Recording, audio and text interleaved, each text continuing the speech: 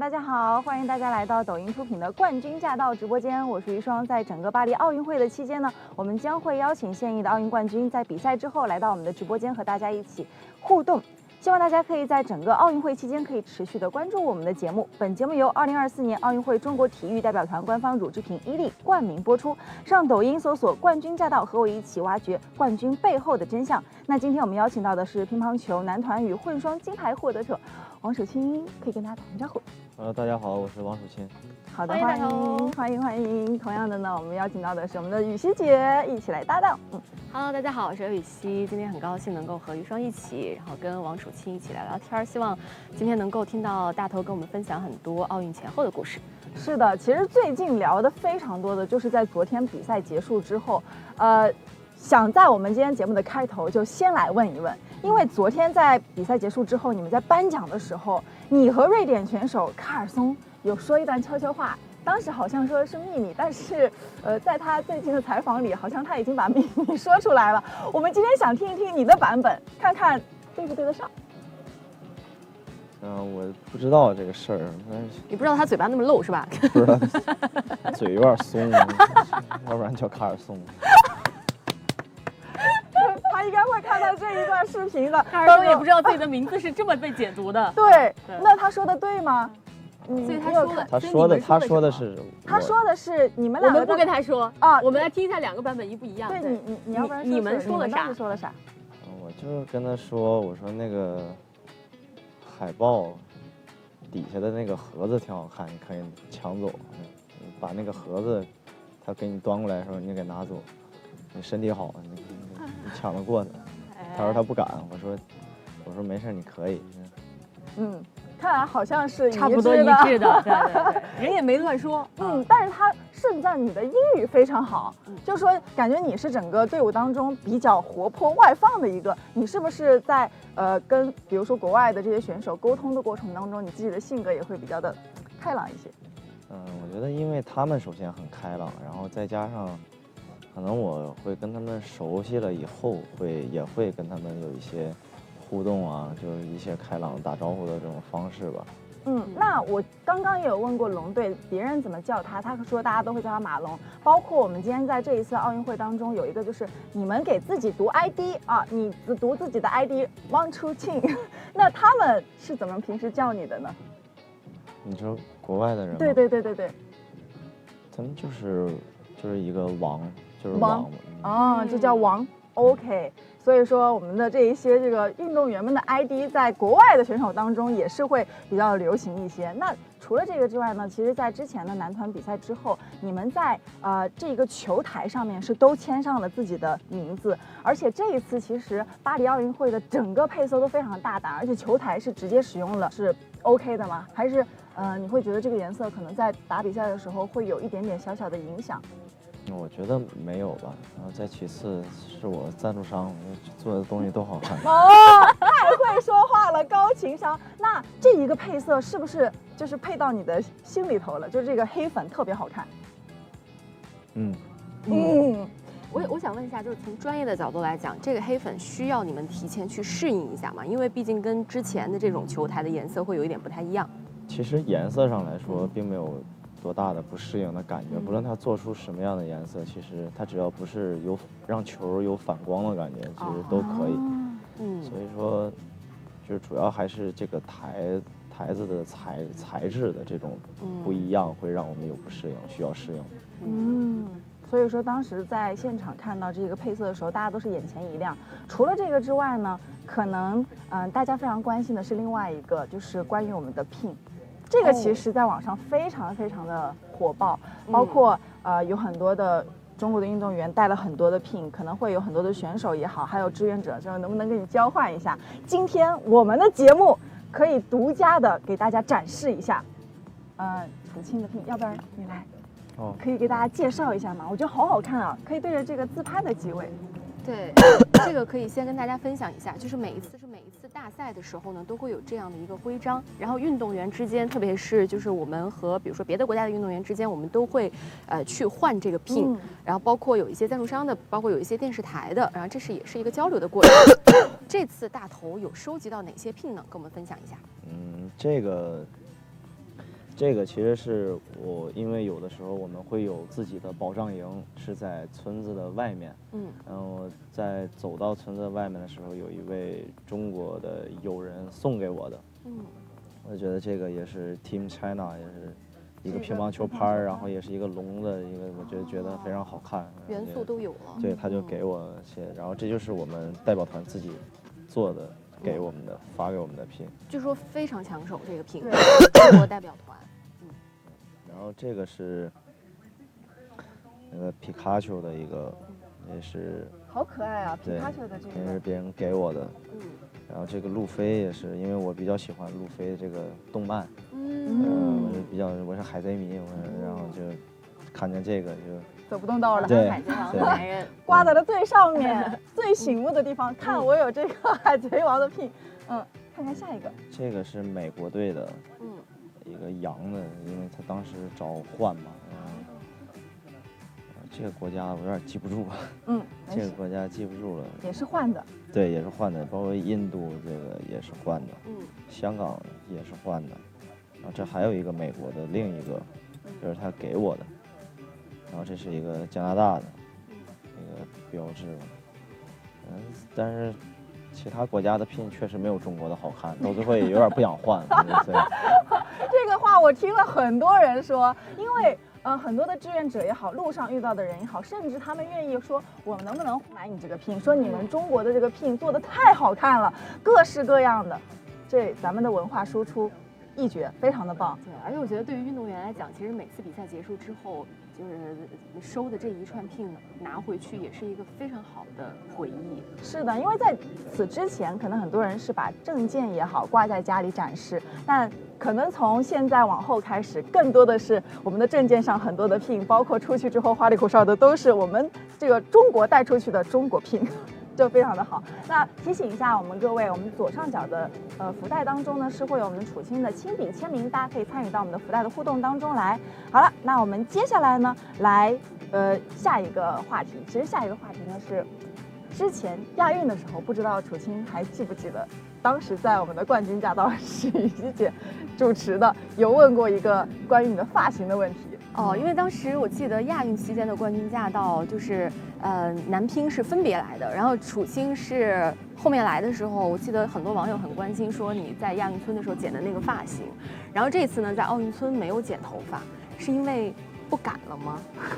我首先没在亚运村剪吧，是在那个亚运期间，是在就是备战亚运期间，我们在杭州备战的，然后在杭州一个商场里面剪。但是商场叫什么我也忘了，我就是不想想起来。商场说谢谢哥，谢谢哥的不点之恩。完了以后，这一次呢，就是在出发前我就告诉我那个就是比较信任的理发师，我说你给我剪短点，因为这次时间长，我不想再动刀了。不想再动刀了，但其实很多人都在说你那个亚运的那个发型特别的可爱，就是不同的感觉了，其实是。那除了这个之外呢，我们在之前有问到过龙队，龙队他说他的性格就是会比较的看起来好像比较乖，但其实内心当中没有那么的乖，会有一些小小的叛逆的成分在。我想问问楚青，你觉得你自己是看起来怎么样，实际怎么样的？我觉得我看起来乖不乖也不是我定的，就是别人看他们怎么想了。但是我内心来说，我也一些明面上的规定我会去遵守吧，但是其实也是自己比较有主见。我记得之前看那个大头的那个采访的时候，你有说过，就是小的时候打球一输就哭嘛，然后后来就不了。你记得上那个时间节点是什么时候吗？在进国家队之前的1-2年前吧。那一会儿还是比较容易情绪比较容易失控，就感觉打着打着就要哭，就是那种感觉。打着打着就要哭是为啥呢？就是感觉就想赢嘛，就特别想赢，然后对手可能打得好点，自己没打上俩，或者说对手其实那会儿打书打好还好，我觉得最多就是自己接受不了别人的擦网擦边，就这种幸运球自己接受不了，所以就会容易比较崩溃，就会容易哭吧。所以就是进了国家队之后，然后就没有这种了，就比较成熟。对，也不知道为啥就不哭了吧，就是可能慢慢长大了以后就泪腺没那么发达了。那也是早熟。确实，因为确实加入国家队之后，其实无论说是在，成为我们现在的这种运动员，包括顶尖的运动员，其实压力是非常大的，要打非常非常多的比赛。那我们今天呢，其实会有一个小小的性格测试。在性格测试之前，想问问楚清，你之前有知道自己是什么样的一个性格吗？I人和E人，这个你知道吗？我就知道 I 人是内向，E 人是外向。我感觉我是 I 人。你感觉你是一个 I 人，是比较内向一点的。那今天我们有个非常简单简短的测试，我们在节目当中来看看你究竟是哪一类的性格。大头的 MBTI。对，好，那首先你通常与人容易混熟，还是比较沉静或矜持？第二个。比较沉静或矜持。你有过那种很容易就和别人混熟的时期吗？小一点的时候。小时候。是大概是几岁前？11、12岁前。11、12岁前。那在一大群人当中，你通常是你介绍大家认识，还是别人介绍你？别人介绍我。如果是比如说你自己传的一堆朋友聚会，然后来了新人呢，你会是去主动张罗的那种，还是也是等着别人来介绍？我会让旁边的人去张罗那个人。就是如果是那个聚会是你传的，你也得专门安排一个人，就旁边有一人替打开这个局面。那个人是谁？通常来讲，如果是队里有这么一个角色的话，刘丁硕。刘丁硕，你的好兄弟。然后大多数人会说你是一个非常坦率开放的人，还是重视隐私的人？第一个。非常坦率开放的人。哎，这个答案其实和我想的会稍微有一点不太一样，因为我知道，大头是一个坦率的人，但是我觉得你同时应该也很会想保护自己的生活，保护自己的隐私。第一个我只听到第一个比较像，对，但我是第二个开放的话倒没那么开。OK， 只是非常打个半勾，并没有非常开放。OK， 那还是 I 的系数比较高一点。那接下来一般来说，你和哪些人比较合得来？现实的人还是富于想象力的人？现实的人是指什么意思？就是比较脚踏实地，没有那么天马行空，每天想象非常多的这些现实的人。所以就是你是不是比如说搞艺术、搞创作的朋友会比较少？不认识。朋友都是练体育的。对，因为圈子不会去设计那么广泛。那做事情的时候，你更喜欢按一般的方法去做，还是构思自己的想法？构思自己的想法。就是说，即便某一件事情它已经有了那种以往的人他们的1步2步3步应该怎么走的，但是你也不会去 copy 那个，你也会去有自己的一种想法，按照自己的路来走。对，开创自己的道路。那假如你是教师，你会愿意教以事实为主的课程，还是涉及理论的课程？这两个有点接近。第一个是什么？以事实为主，还是涉及理论？那就是实践和理论，我可以这么理解吗？事实吧。事实为主。S 的这个比例非常的高。那接下来，你倾向于重视情感多于逻辑，还是重视逻辑多于情感？情感多于逻辑。做决定的时候，你更看重考虑他人的感受和意见，还是根据事实衡量？考虑他人的感受和意见。你更经常会理智支配情感，还是情感支配理智？有时候都有，怎么办呢？那就一半一半。绝大多数时候呢，哪个时候是理智支配情感，哪个时候是情感支配理智？这也说不上来，但我感觉都有这种感觉。但我感觉更多理智支配情感了。好，那接下来按照程序表做事，会合你心意，还是令你感到束缚？束缚。但是是这个还蛮特别的。这个还蛮特别的原因是什么？你看，比如说你们在队里训练，特别是你的那个训练时间就是早上6点半到晚上10点半，然后才开始拉伸，这个是有一个非常你自己的严格的这个时间表的。我觉得这个其实也是，并没有说我们的训练计划就是这样，只是我自己的训练计划。那当你面临任务的时候，你会开始之前就小心组织计划，还是边做边找需要做什么？开始之前呢？还是会开始之前小心的组织计划。那你认为你是一个比较有条理的人，还是比较随性所致的人？随性。那 P 的这个比例非常的高，这是个非常简短、没有那么多问题的性格测试，所以没有那么精准。完整的测试100多题花我们1个小时直播的时间。是的。那接下来的性格公布是 ISFP， 来看一下 ISFP 探险家。灵活有魅力的艺术家，时刻准备着探索和体验新鲜的事物。这不就是路飞吗？有点像。听到路飞，你觉得像吗？这个探险家，对，他的这个形容挺像的。有一点像。刚才的哪些词语，就是这个 ISFJ 的哪些词语FP 的哪些词语，你会觉得跟你本人的性格非常的贴？探索、体验新鲜的事物。我觉得探索吧。那我看看我们屏幕前的各位观众朋友们有没有跟楚钦是一样的性格的，也可以在我们的屏幕上告诉我们。那在我们回复的同时呢，第2波的粉丝福利也同样的来到了，也希望大家可以点击我们左上角的附带，可以获得楚钦的亲笔签名照片。那接下来我们来看看今天的真相瞬间会是什么。第一个视频。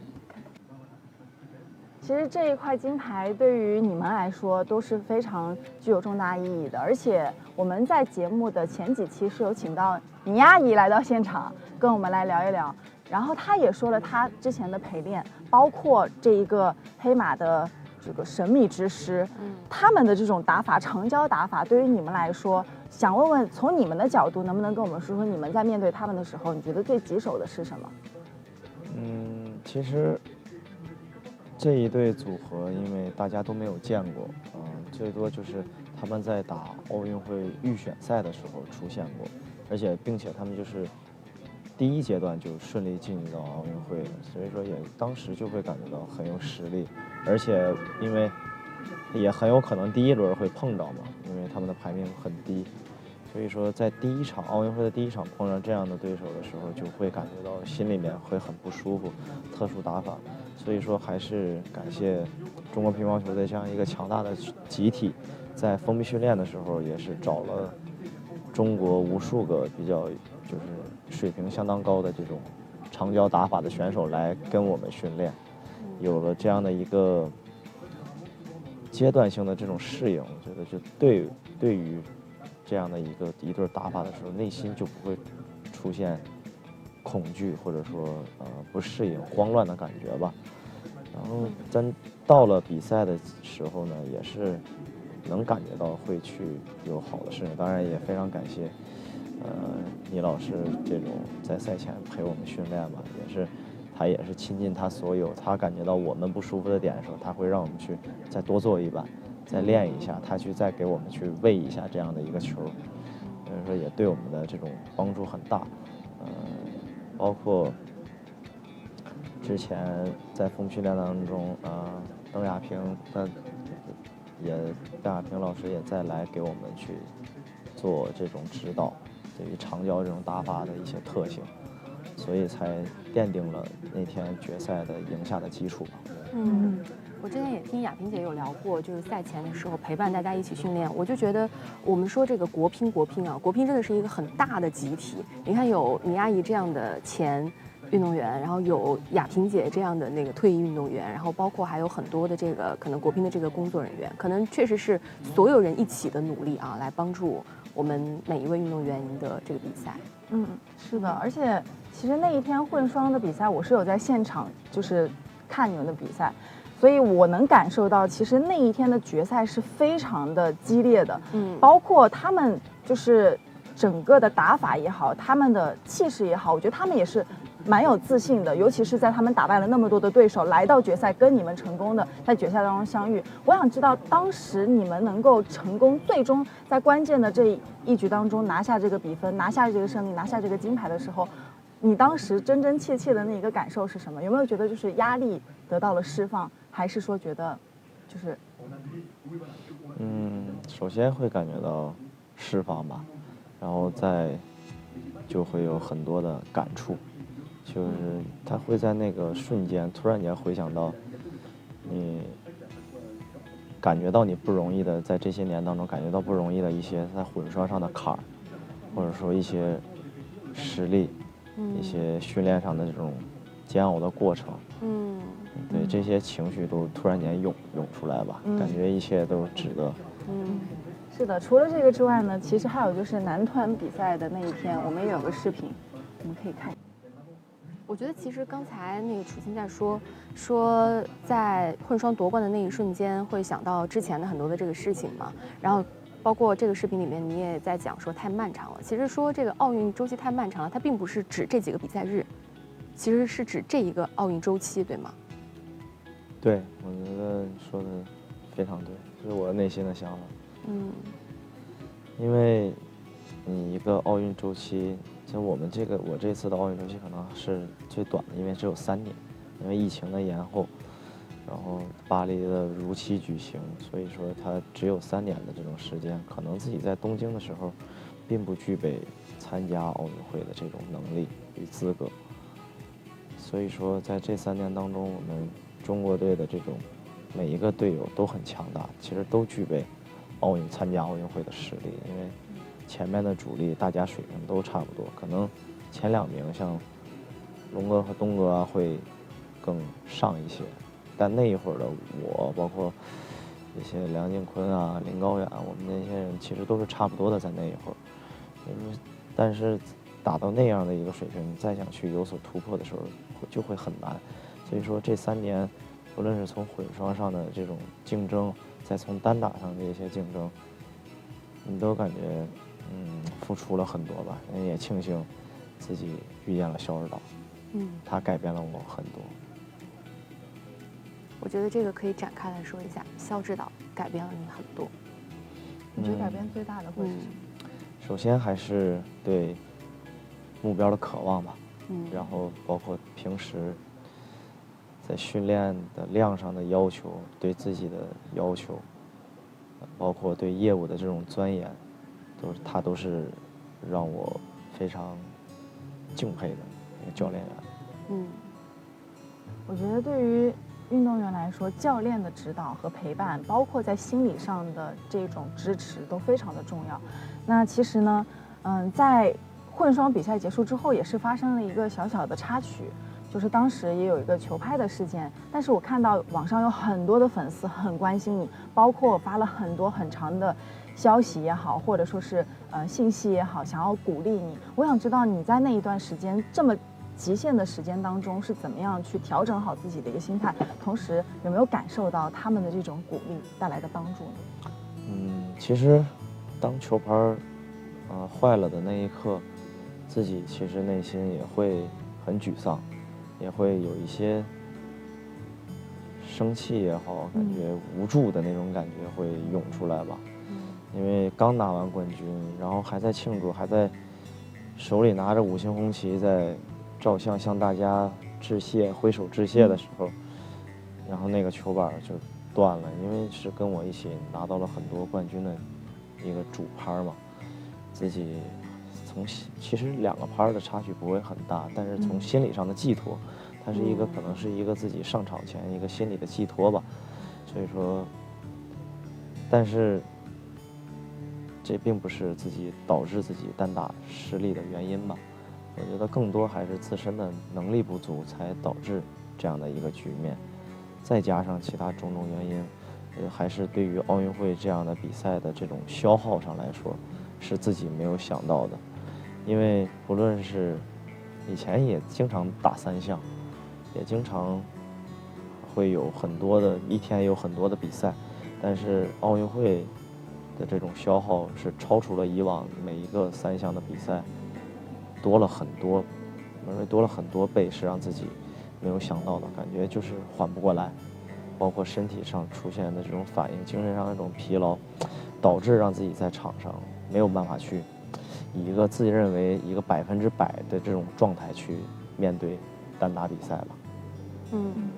我记得我刚才听完你说的这段话之后，我记得你好像小一点的时候接受了一个采访，然后你当时大概说的那个意思就是，你的性格其实就是一个不怕输的性格，对，所以无论在比赛当中也好，或者在每一个周期也好，它发生了什么事情，我觉得可能都会成为你这个一路往上攀登路上的一个非常宝贵的财富。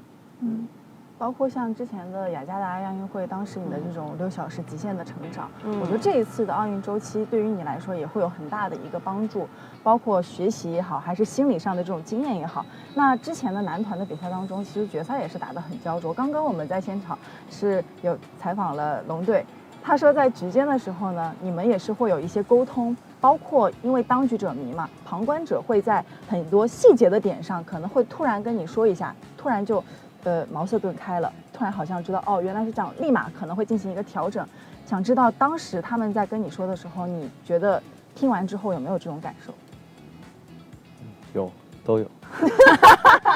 主要这个是龙队想问的问题，因为我们问龙队说了什么，他分享了，对，然后龙队说，反正我是这么说了，他有没有听到我就不知道了。你们可以问问。对，有肯定会有，因为确实是，不论是你在场上的时候，因为你只能想到自己，你很难去以一个平衡的视角去观察到对手。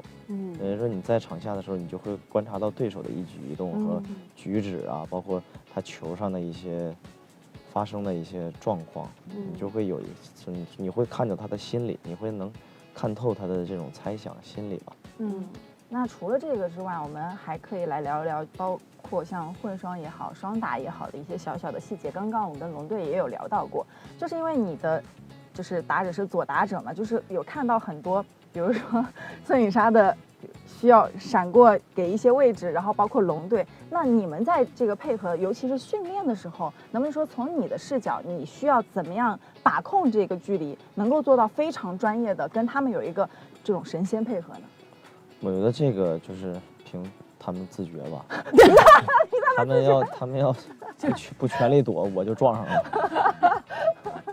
龙队，我们刚才问龙队那个，我说有没有被抡过？龙队说好像抡过你，就是当时在比赛当中的时候是有那么一下，是吗？对，因为在第5局的10比5的那个球吧，就是我发完球以后，对方拉到他的正手位，他这一下是有碰到我的腿的。当时我还问了他一下，就是手有没有事儿吧？说了句抱歉。被踩了之后说对不起，我爱着你了那种感觉，我惦着你了。其实你要被挡着的，其实不是那个人打着你的事儿，对于我们来说是你挡的那个人的事情。明白了。所以就是可能这个顶尖运动员，特别这种专业运动员之间考虑问题的角度是这样的。是的，这样才能够让双打打得更加的精彩，或者是更加的棒。那我们接下来呢，我们来看看下一个视频。我们也就想问我什么？这是想问你平时有看到你在场边，比如说打完之后嘴里会一直说一些什么？大家都在说你是在自己指导自己，是真的吗？是在指导自己，还是在心理暗示，在说什么？能不能跟大家说说？其实都有吧，因为不论是心理暗示也好，还是指导也好，因为可能有的时候你跟自己说，其实就是你在进入到一个比赛的一个状态当中，你就能忘掉紧张。你这个说也不是你随时随地就能说出来的，而是你有感而发，你才能自己去说。因为在场上是你自己打，你只有你自己能救得了你自己。所以我认为就是不论是心理暗示也好，这会儿给予自己鼓励，包括自己感觉哪儿没做好，哪儿可以做得更好，去说出来，让自己更内心更直观的去感受、去接受，然后并且忘掉其他的因素，专注到比赛。这样，我认为这是我自己的一个解压方式。那也是在比赛的时候跟自己交流的一个过程，对，自己跟自己对话。对。那我想多问一句，你跟自己说的最多的一句话，或者是自己最被自己激励到的一句话是什么？你能不能跟我们屏幕前的观众们也分享一下？激励的话，不能播。那今天又要把那个声音拉掉，口型，到时候大家学一下唇语。就有时候 B 是那 C 语言啊，不能说，不能播。就是更多的会自己激励到自己。其实我觉得对于很多的观众来说，也很需要这个技巧。其实就是给自己一激灵啊，稍微振奋一下那一下。对，其实就是你骂一下自己也好，或者说你喊一下也好，在赛场上就会去宣泄掉不好的情绪吧，然后让你更能热血也好，那投入到比赛。其实我觉得这个咱非运动员也可以借鉴起来，就在很多这个做比较困难的事情的时候，你突然之间有一个第三个人对自己跳出来，然后提醒一下自己，激励一下自己，鼓励一下自己，也是特别好的跟自己对话的一种方式。在人生的道路上，确实很多时候你都是要一个人去面对很多的困难。希望可以大家学习一下楚钦的自己指导自己和激励自己的这种感受和方式。那这一次其实我们的现场，刚刚龙队有提到说，觉得这次现场特别的热血，而且呢就很像足球场的感觉。就你这一次在现场是什么样的感受？尤其是这么多的国人拿着国旗给你们加油的时候，有没有让你们觉得非常的激动？首先，因为之前的一些比赛，就是不论是什么样的比赛，大家都会非常热情的来给我们加油。但是这一次可能多了些国外的球迷观众们，他们的这种，因为往常可能我们听到给我们自己加油的人就非常多，就是更多一些，但这一次可能，毕竟人家的主场来的人，又是奥运会，尤其法国那一场球吧，给自己最直观的感觉就是，一上来可能有一些旗鼓相当，或者说他们人多一些，他们国外的观众们也特别会造那种声势，哎，对，这一些这种情绪上的这种感染特别多，会给到可能他们法国的队员很多，包括他们给我们加油的观众们也非常的热情，也会让我们在比赛中越来越释放，越来越忘我。也非常感谢大家能在这种异国他乡，也让我们依旧感受到主场的这样的一个氛围。再一次感谢各位了。好，那接下来我们看看下一个视频会是什么？你有刷到过这个视频吗？刷到。你知道这是你的专属 BGM 吗？专属 BGM 就是每次你的球迷们在剪你的视频的时候，他们就会很喜欢用这个音乐。啊，明白。那我不知道，他们定的又不是我定的。他们很喜欢。那如果你可以定呢？你会希望，比如说大家在剪你的视频的时候用哪首歌？我当然还是希望中文歌，这外国歌听不懂啊。比如说哪一首歌你觉得比较喜欢的 BGM？大家听好了，下次剪辑的时候是楚钦钦定的 BGM， 下次拜托一下。我比较喜欢民谣和 Beyond，光辉岁月，光辉岁月，收到了啊！下一次这个赛场的集锦，希望大家可以民谣，还有就是光辉岁月这一类的民谣呢？民谣是哪种或者哪首？民谣的话，吉林的风吹过，那个就别吹了。吹了，为啥不能吹？那吹太多回了，吹不动。我自己都吹烦了那个。那咱就换一首。我觉得还是我比较喜欢听赵雷的，包括我好朋友隔壁老樊的，包括少帅的歌吧。隔壁老樊上啊，大家都已经把这个名字啊、歌单都记住了。下期的混剪的BGM 记得加入歌单。好了，那最后一个小小的问题就是，日常当中有没有自己的一些小的爱好呀，可以跟我们的大家分享一下的？台球。台球，刚刚龙队有说到，你们两个人在休息的时候是打台球的，而且他说你特别好，都让他最后2球，是吗？那水平不行，那可就让他最后2球，他又不想输。等一下，从龙队嘴里说出来，我觉得就是楚钦特别好，对，让最后2球我们两个人可以打个平手，然后到楚钦这，那只能让他最后2球了呀。非常的可爱。那确实，我们今天呢，在我们的现场，其实角落里是有一个一直在写画画。听了你的故事之后呢，想要给你来送上属于你的冠军真相，也是我们的插画老师，看看他这一次为你画的是一幅怎样的插画。好。来，请我们的插画老师来谢谢谢谢介绍一下这幅画的。算送给你的一个礼物吧，也是谢谢。画的在球场上，然后背景就比较抽象，参考了那什么围棋少年、神图小当家那种花一样的方舟。下次对，但是您画的这个真的是很惟妙惟肖哎，就感觉看到这个就会想到那个楚琴发球的那个动作。谢谢。谢谢谢谢我们的夏老师，同样的也可以给我们的观众们展示一下。真的，这个配色非常的巴黎，奥运会是多彩浪漫，怎么样？喜欢吗？喜欢。我们来拍上一张拍立得吧，就记录一下这个。我要拿着吗？对，拿着这个。来吧，3、2、1。好，主持人已经在很努力的拍了拍出来了。我们会在这个拍立得上签上你的名字。好，那我们今天呢，其实还有一个比较有意思的环节，就是因为大家在我们的弹幕上一直在问很多问题嘛，所以我们来看看我们的网友们最想问的问题是什么。让我们有请我们的伊利热评官给我们送上网友们最关心的问题。Hello， 你好，谢谢你辛苦了。打开啊，这里面没有照片了吧？我来看一下啊，说，请王楚钦讲一讲自己最怕国乒队里的谁。